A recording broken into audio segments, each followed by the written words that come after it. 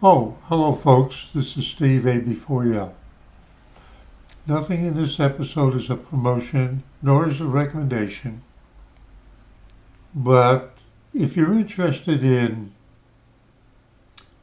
internet security, I happened onto something, I think it was yesterday, and I make a note, need to show everybody about it.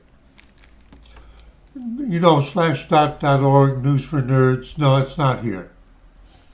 It's on that other one I look at. Bleeping computer, cybersecurity. Let's see, where's that article? No, we're not interested in a Japanese beer giant Asahi gets attacked. Yeah, everybody's getting leaked into. That's what this is kind of about.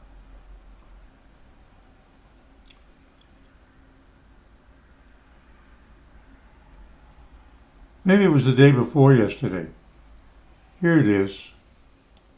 Gray Noise launches free scanner to check if you're part of a botnet. Now, what does that mean? Gray Noise has launched a free tool called Gray Noise IP Check. I'll explain this in a moment. It lets users check if their IP address has been observed in malicious scanning operations like botnet or residential proxy networks. Now let's stop.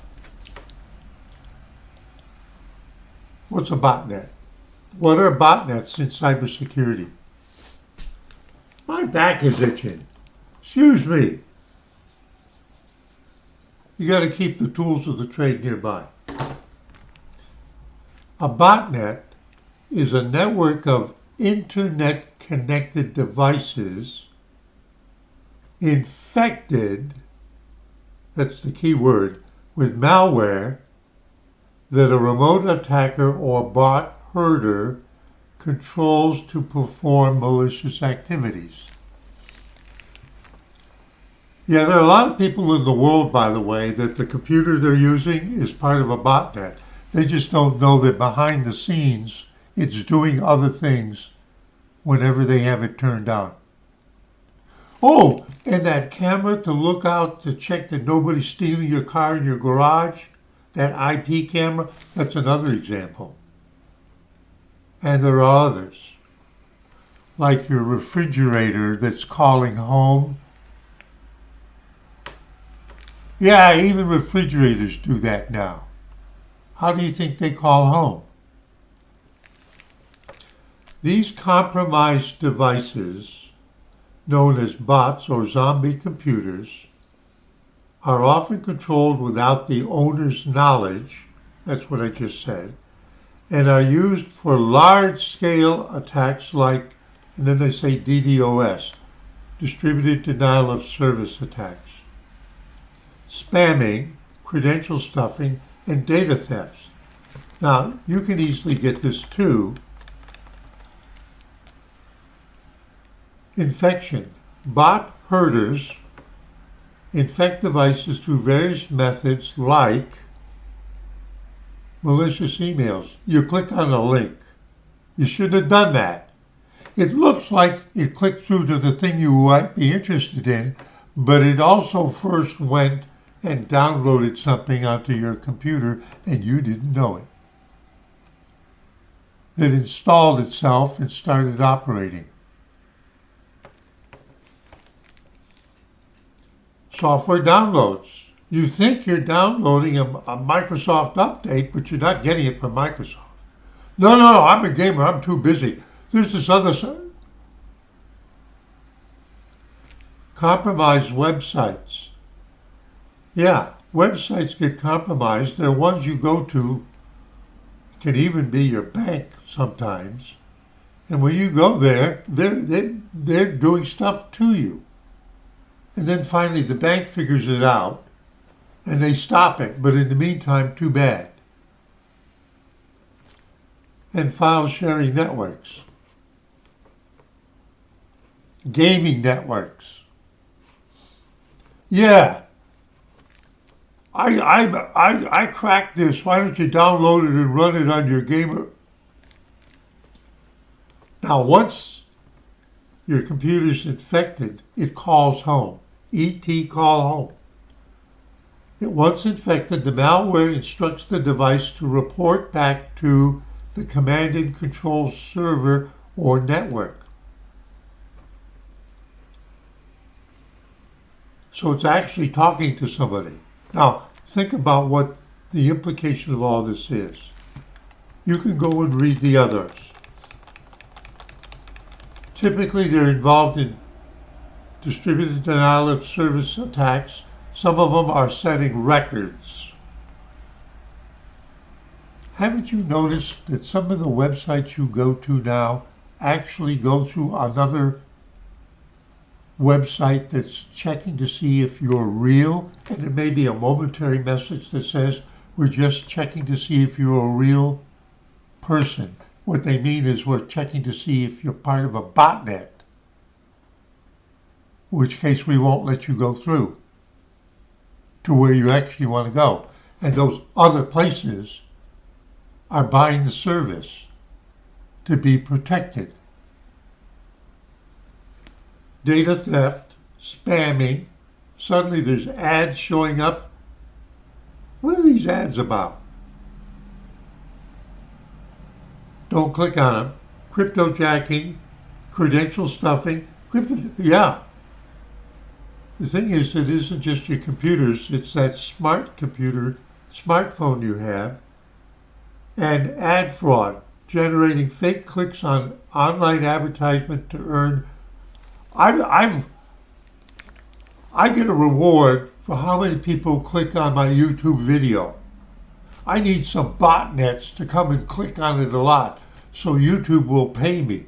YouTube has software that figures that out, and then you wonder why they start demoting your channel. Sometimes what happens is, see, I'm not off. I'm showing you how much I know. Let's say I don't like you, a YouTuber. So I hire a botnet to go clicking on your videos. You didn't do it. You, the owner of the YouTube channel. I don't like you. So I'm going to screw you over. I'm going to kill your income. So I hire a botnet to do it. And then Google figures out that's what's clicking on the videos, and they screw the YouTube owner by giving him no money and penalizing him. Yes, it happens. Remember the videos I did where I could tell that as soon as a video came up and it would have a large following, they'd start saying, oh, I get financial advice from this guy. I gave him $1,000 and I earned $32,000 in the next 2 days. Yeah, I went there too, and those are botnets inserting those messages, trying to get you to click on it so they can infect your computer for something else.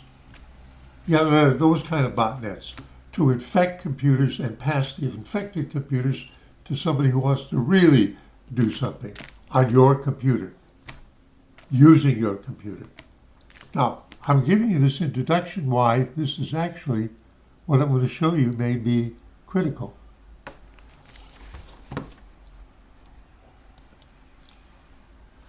I've explained what kind of devices are in, but they say botnets include a wide range of internet-connected devices like computers, smartphones, and various Internet of Things like smart home gadgets. Remember I said the refrigerator? That's not the only one. The thing that goes around and vacuums your house. Yeah, they got taken over too. Security cameras. Oh, and here's the one that I worry about the most. Routers. What is an internet router?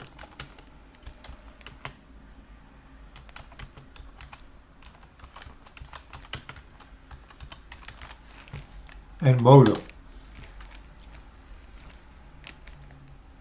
A modem connects your home to the internet service provider, wide area LAN, by way of the wide area LAN, and translate the signal while a router creates a local network. You have 3 computers. I have more than that. You have 3 computers, including your smartphone, and they're going through your ISP. Your local routers send it to the WAN router, and the WAN router converges those together and sends them over the wire to the internet service provider, who then routes your packets to wherever they need to go, and vice versa. Things addressed to you find their way back into your network at home. You need a modem to get connected to the internet, and you need a router to share that connection with multiple devices. All right? And what I have been concerned about is not so much that my 10 computers are infected with malware, because of the kind of security check I do every single Friday, but I have had no way to check my WAN modem. Because whether you know it or not, each of you, even though you're sitting at home, has a unique Internet Protocol address. And if you go to like YouTube, they can see that number, the address. Think of it like dialing your phone. And I don't have a way of checking whether my modems are infected, which are a target for these botnets. Particularly when in the last year there's been this talk about the brand I have supposedly being susceptible. See why I'm interested?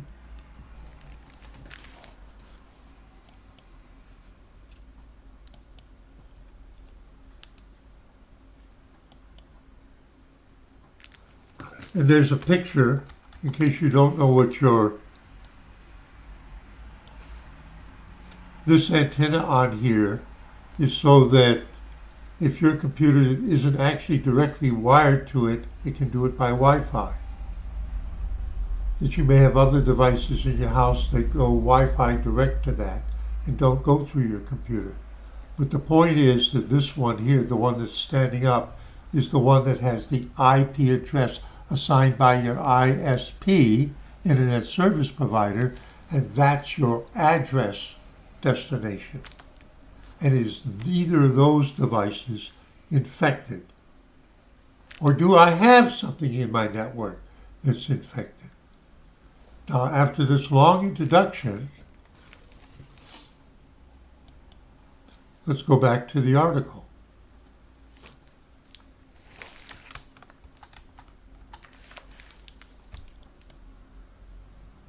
I'm not promoting anything, I'm not recommending anything. Gray Noise Labs, never heard of them, has launched a free tool called Gray Noise IP Check. I'm repeating what I said earlier. That lets you and me check if their IP address, I've explained to you now which address we're talking about, not the address of the computer on your local computer on the network, but of that WAN modem that you got from your ISP that has the address assigned by your ISP. If your WAN ISP's assigned IP address has been observed in malicious scanning operations. Now, what are they saying? No, they're not going to come and check your machine. That would be invasive.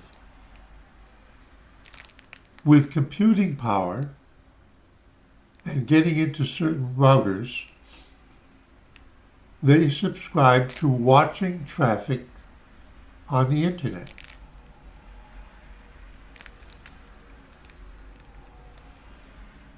I told you there are certain services that try to protect you or your website.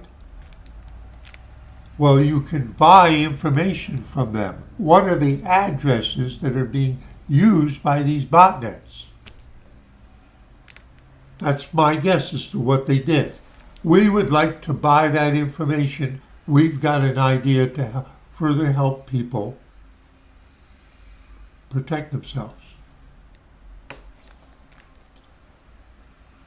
So it's passive. The threat monitoring firm, Gray Noise Labs, that tracks internet-wide activity via a global sensor network. Oh, wait a minute, what's that? I got that wrong. They set up computers in various countries,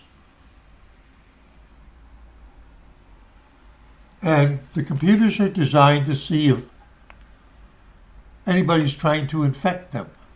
And they get the address from them because they have certain characteristics. Oh, that's another way of doing it. But you have to have more than one. What if they have rented people's computers in literally 100 countries, and they pay them $10 a month to run the software there and report back if any attempted attacks occurred? And they've got 10,000 of them. It doesn't cost them that much money, especially if they get a lot of home computers in countries that are famous for getting infected. Honeypots. They're called honeypots. Via a global sensor network says this problem has, I've interpreted what that phrase means. This problem has grown significantly over the past year. AI. Can you say AI? Yeah, the botnets are smarter because of AI. It isn't just Google. With many users unknowingly helping malicious online activity, meaning they're infected.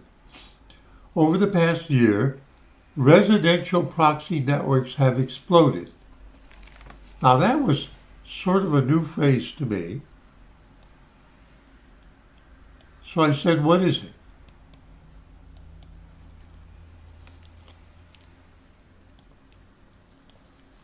A residential proxy network is a collection of IP addresses assigned to real home devices which act as go-betweens between users and the internet, making web activity appear as if it's coming from a legitimate residential user. Okay, you've got movie things that are showing up on a little screen in the other room. You don't run a wire to it. You use local Wi-Fi. Somebody who lives across the street gets into your Wi-Fi network because it isn't that secure.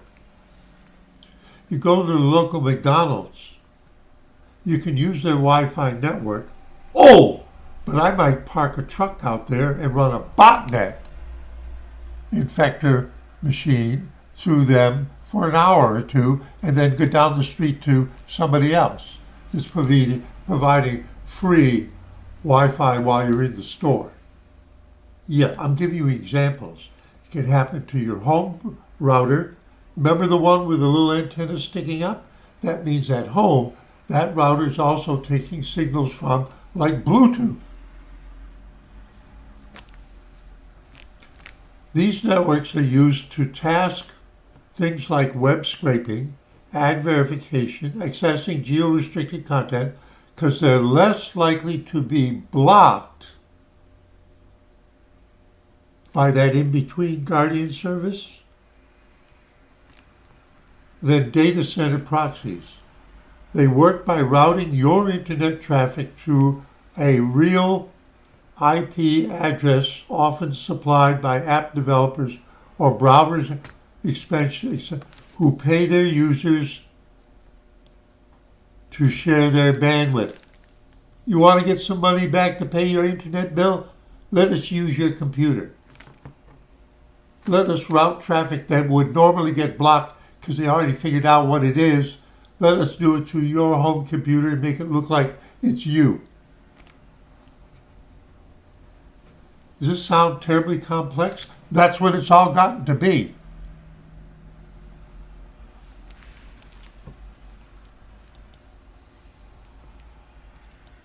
Now, having gone through all of that so that you understand what you're about to see,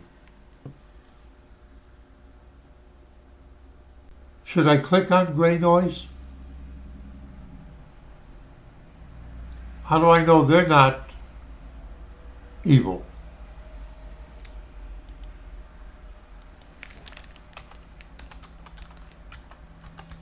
Gray noise. They got a website, Gray Noise Intelligence, real-time intelligence for modern something. Gray noise empowers defenders to detect attacks on their network edge by surfacing malicious scanning and exploitation activity. We provide real-time verified blah, blah, blah. Did you see this thing here? Gray noise IP check? That's what the article was talking about. Now,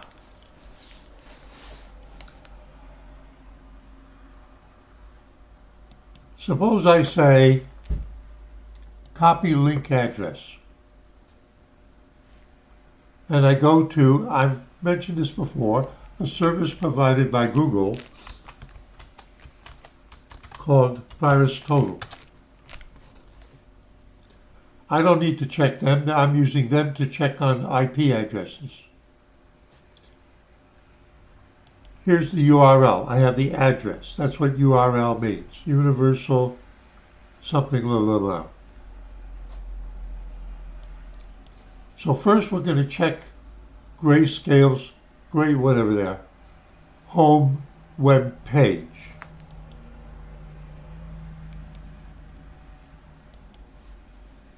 graynoise.io.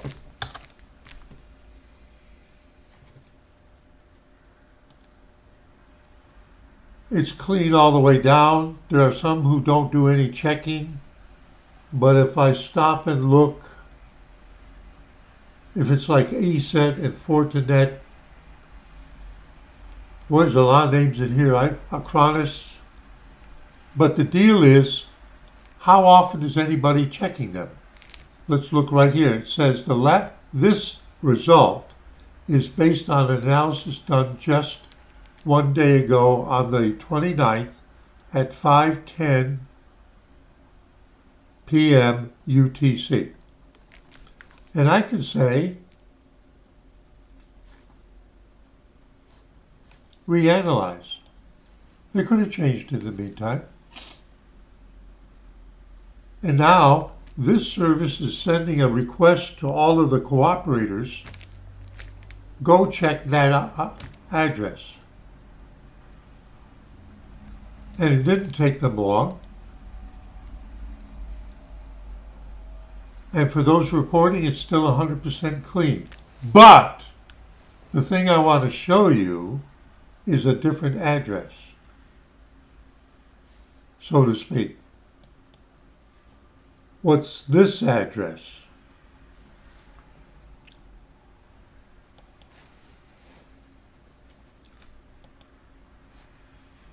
This one that we checked was graynoise.io, www.graynoise.io.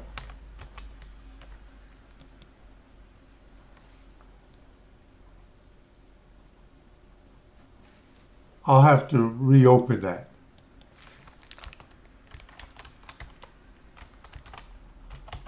VirusTotal, URL,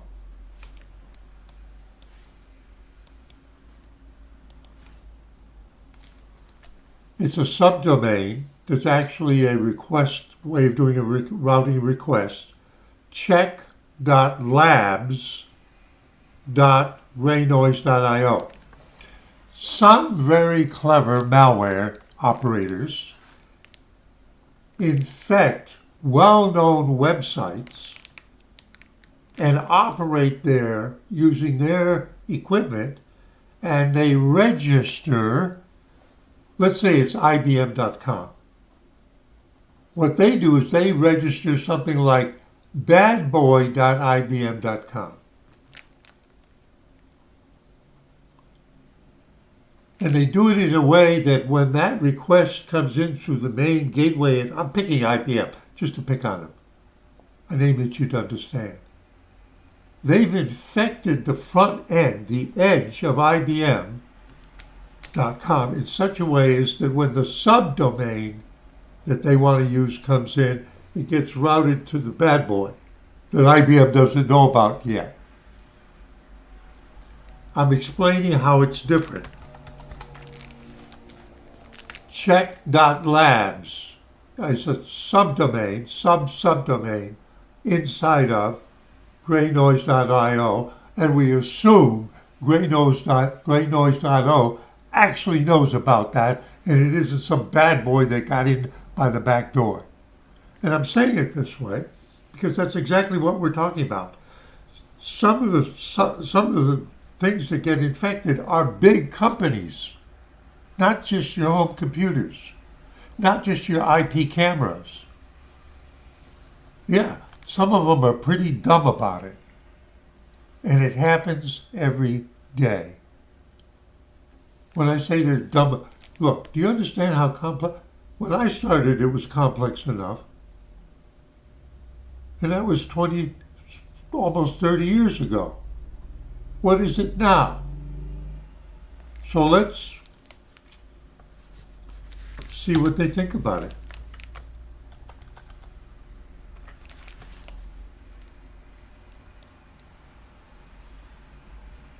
Clean.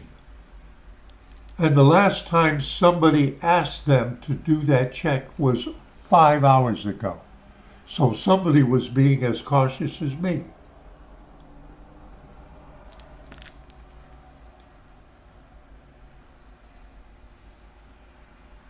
Do we need to recheck them?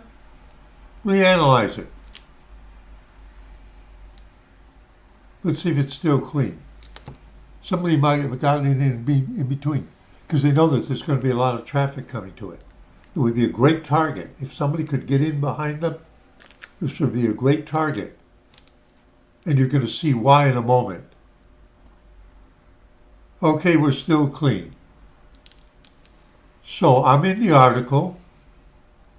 And I went to this, and we're interested in, now I'm going to finally show you what it does. And I hope you aren't going to be disappointed. I'm going to click on Gray Noise IP Check, which is the same link as was in the Bleeping Computer article. Ta-da!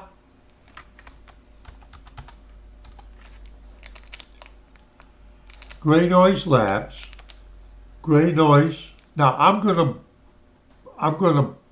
gray out what my IP number is. You're not going to actually be able to see it, but it's right here. It's right here. That's the IP address of my WAN modem in the other room, assigned to it by my internet service provider, Spectrum.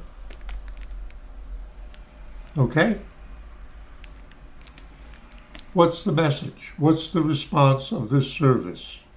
You can do this also.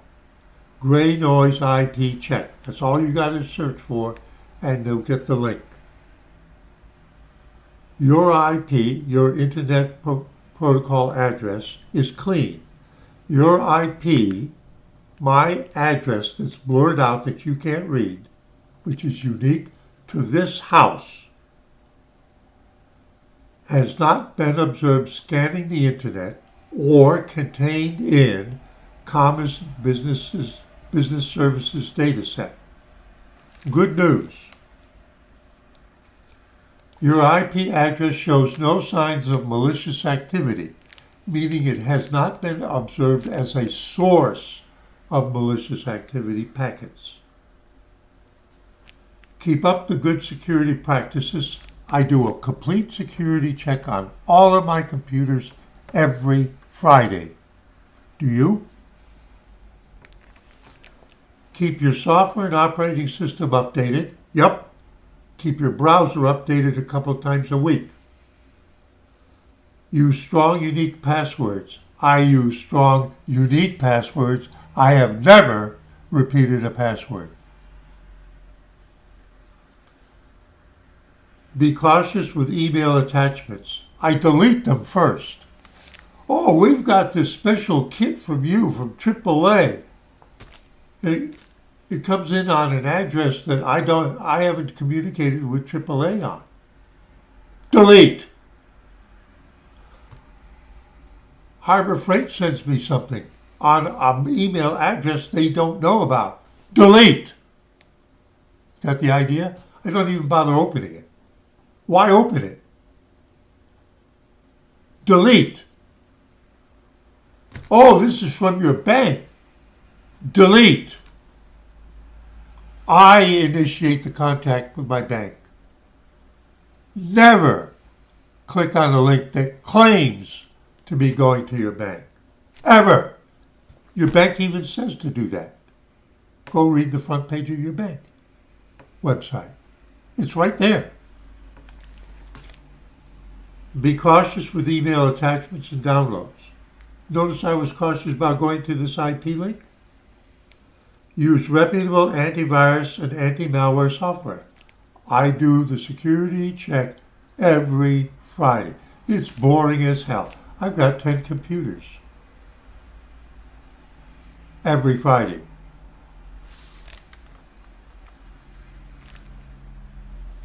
Now, they're offering a service. Let's see what it says. Monitor your IP's reputation 24/7. Now, down here it says, check that 12/1/2025 at 1:04:51 a.m. GMT, provided by Greg. This page did a check at that spot. But it looks like they're offering, would you like to spend some money with us? Let's see. I haven't read this. I'm not promoting anything. I'm not recommending anything. Set up automatic alerts to get notified if your IP address starts behaving badly. Now remember, they're monitoring an IP address that's permanently assigned to me so long as I'm paying my ISP every month. And it's the IP address of my WAN modem that all things in this house and area have to go through to get out through my ISP to the internet. That's what they'll be monitoring, not my computers in here. They will be monitoring the gateway, what goes through the gateway. However, it gets in here to go through the gateway. I'm saying it that way for a reason. Because the bad boy might be sitting in a car outside knowing that I've got a stupid modem in here that's easy to compromise. And they come here every week for an hour and load all kinds of shit through it, knowing that I'm a fool.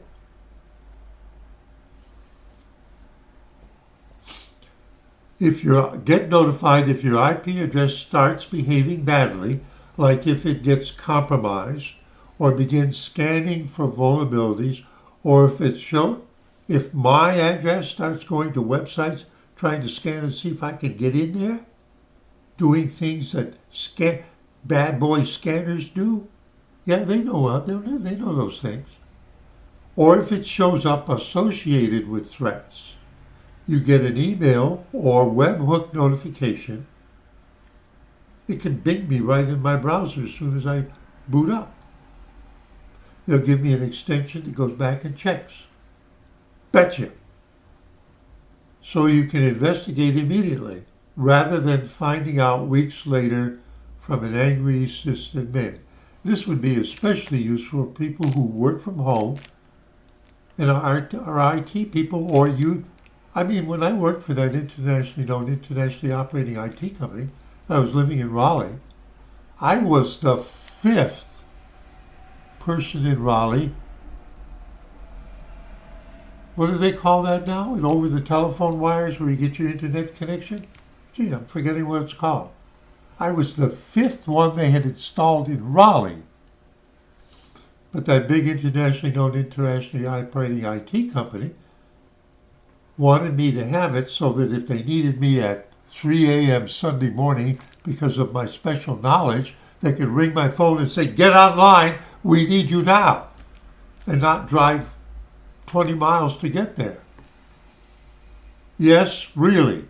And they paid for it. And when I hooked in, it was through a virtual private network. People know what that is now. You hear about it every day. Virtual private network. Yeah, disguise who you are. We will give you a virtual private network for only $5 a month. That's so cheap.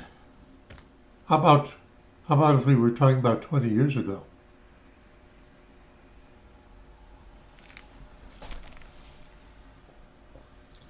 I'm not promoting anything. I'm not recommending anything. So this says that it did a check.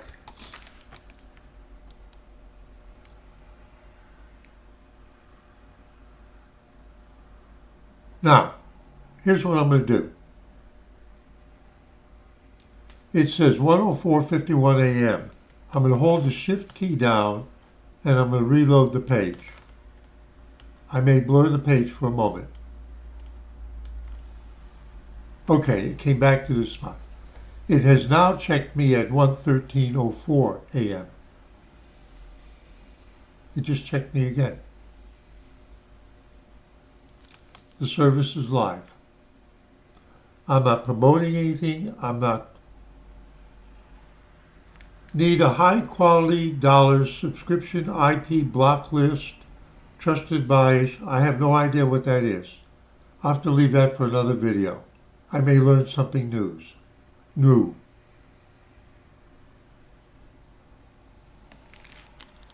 I'm going to say it again.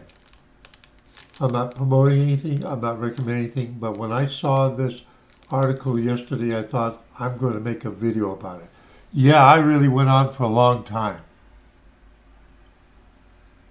But if I just went and showed it to you, right, bing, look at this, I'll bet you'd have no idea what its value is. 90% of you. And I'm not calling you stupid. It's, in a certain way, it's an arcane aspect of cybersecurity, but it's something that I had to deal with starting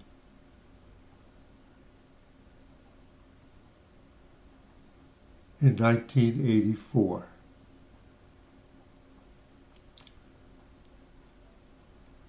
We're the first person that broke into our computer by figuring out how to get around the login requirement.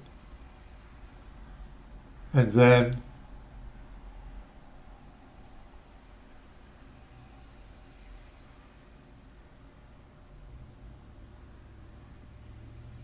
a couple of years later, when I came to Raleigh and I was working at North Carolina State and I was using a Unix system, and one day as I was sitting there working on it, I noticed that there was somebody intruding from, as it turned out, Iowa. In the days when the computer systems and the internet all was based on the assumption that everybody was an honest academic, when it was still called ARPANET. Except even people who work at universities can be sneak thieves too. At least back then. So that's how far back my direct experience goes. Okay. Steve A.